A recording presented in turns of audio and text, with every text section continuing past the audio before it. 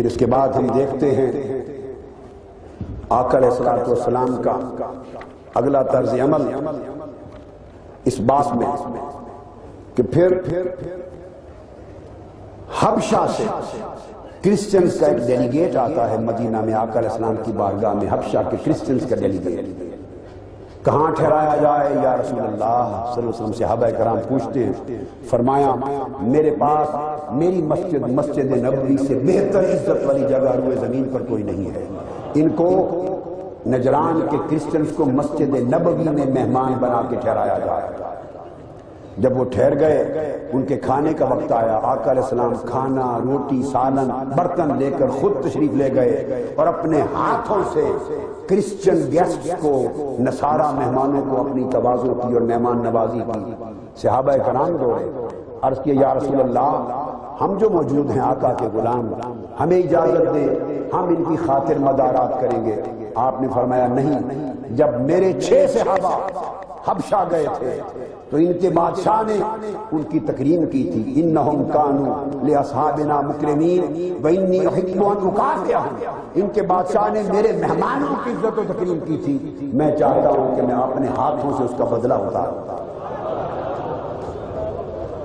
سیرت مصطفیٰ پر غور کیجئے، سنت و اسوہ نبوی پہ غور کیجئے، قرآن مجید کے پیغامات پر غور کیجئے، اور لمحہ لمحہ آقا علیہ السلام کی پوری سیاسی زندگی کی جو ڈیولپمنٹ ہو رہی ہے اس پر غور کیجئے۔ تو 8 ہجری میں آپ کو لے چلتا ہوں، فتح مکہ ہو رہا ہے، اور وہ بھی اس لیے کہ 10 سال تک آقا نے ٹریٹی آف پیس کر لیا تھا، یہ نو وار پیکٹ تھا، جنگ بندی کر دی گئی تھی، مگر سال کے بعد خود اہل مکہ نے معاہدہ توڑ دیا، اور توڑنے کے بعد اس کے بعد جنگ، سٹیٹ آف وار دوبارہ بحال ہوا۔ تو آقا علیہ السلام جب فتح مکہ کے لیے گئے، فتح مکہ بغیر جنگ کے ہوا، انہوں نے سرنڈر کر دیا۔ اب فاتح شان کے ساتھ اس شہر میں آقا داخل ہو رہے ہیں جس شہر سے تلواروں کے حصار میں تاجدار کائنات کو وطن چھوڑنے پر مجبور کیا گیا تھا۔ ان کفار اور دشمنوں نے رات سوتے ہوئے تلواروں سے آپ کے در دولت کا محاصرہ کر لیا تھا، جس شہر کے گلی کوچوں میں آپ پہ پتھر برسائے گئے تھے، آپ کے جسد اقدس کو لہو لہان کیا گیا تھا، نماز اور سجدوں کی حالت میں آپ کی پشت پر بوجھ رکھ دیے جاتے، تضحیق کی جاتی، حتیٰ کہ وطن چھوڑ کے آپ مدینہ چلے گئے، اس شہر میں جہاں ظلم کی انتہا کی گئی آپ پر، جبر و بربریت کی انتہا کی گئی، جہاں آپ کے خلاف دہشت گردی کی جاتی رہی 13 برس تک، اور اہل اسلام پر دہشت گردی کی جاتی رہی، اس شہر میں آج تاجدار کائنات، شہنشاہ کائنات، نائب خالق کائنات، فاتح ہونے کی شان سے داخل ہوتے۔ جب داخل ہوئے تو ایک انصاری صحابی جو کمانڈر تھا فوج، اسلامی فوج کا، سعد بن عبادہ، جوش میں آ گئے۔ انہوں نے ابو سفیان کو للکار کر کہا الیوم یوم الملحمہ، آج بدلہ لینے کا دن ہے، آج انتقام اور لڑائی کا دن ہے،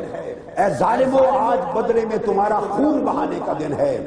یہ لفظ آقا علیہ السلام کے کانوں پر پڑ گئے۔ وہ پیغمبر اسلام، وہ بانی اور داعی امن کائنات، جلال میں آ کے فرمانے لگے اے سعد بن عبادہ آج یوم الملحمہ نہیں، الیوم یوم المرحمہ،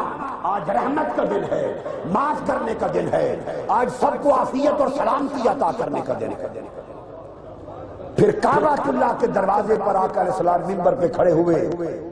10,000 صحابہ کی جماعت آپ کے سامنے ہے، اور کفار و مشرکین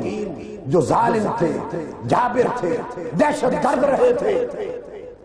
13 برس مکی زندگی کے اور 8 برس ہر سال حملہ آور ہوتے تھے، جن کے 21 برس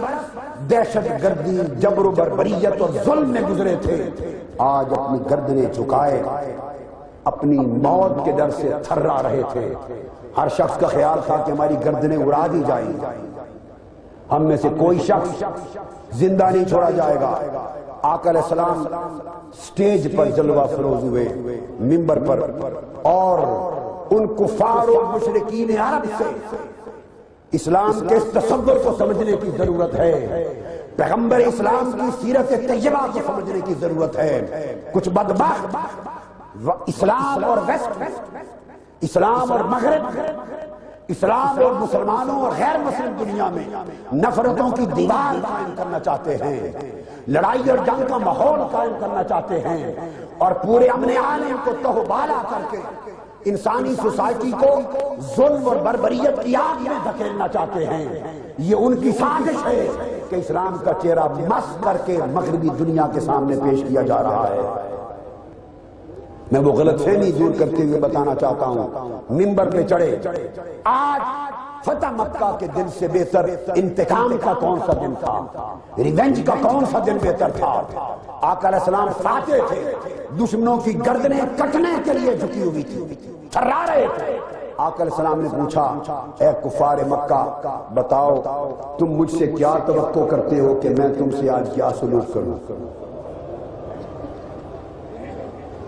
انہوں نے کہا، ہم تو وہی توقع کر رہے ہیں جو حضرت یوسف علیہ السلام نے اپنے خطا کار بھائیوں سے سلوک کیا تھا۔ آقا علیہ السلام نے فرمایا، لا تثریب علیکم اليوم اذهبوا فانتم الطلقاء، جاؤ آج تمہیں آزاد کیا جاتا ہے، تمہارے اوپر کوئی گرفت اور مواخذہ نہیں ہوگا۔ اور وہ لوگ جو سب سے بڑے دشمن تھے، آقا علیہ السلام نے اعلان کیا، جو اس مکہ کے کعبہ کے حرم میں داخل ہو جائے وہ بھی امن پا گیا۔ سب سے بڑا دشمن تھا اس وقت اسلام قبول کرنے سے پہلے ابو سفیان، فرمایا جو ابو سفیان یہ تمہارا لیڈر ہے، تمہارے لیڈر کے گھر میں جو چلا جائے اس کو بھی امن اور پناہ دے دی گئی، حتیٰ کہ جو کہیں نہ جا سکے اپنے گھر کا دروازہ بند کر کے بیٹھ جائے اسے بھی پناہ دینا۔ آقا علیہ السلام نے کسی شخص سے انتقام نہیں لیا،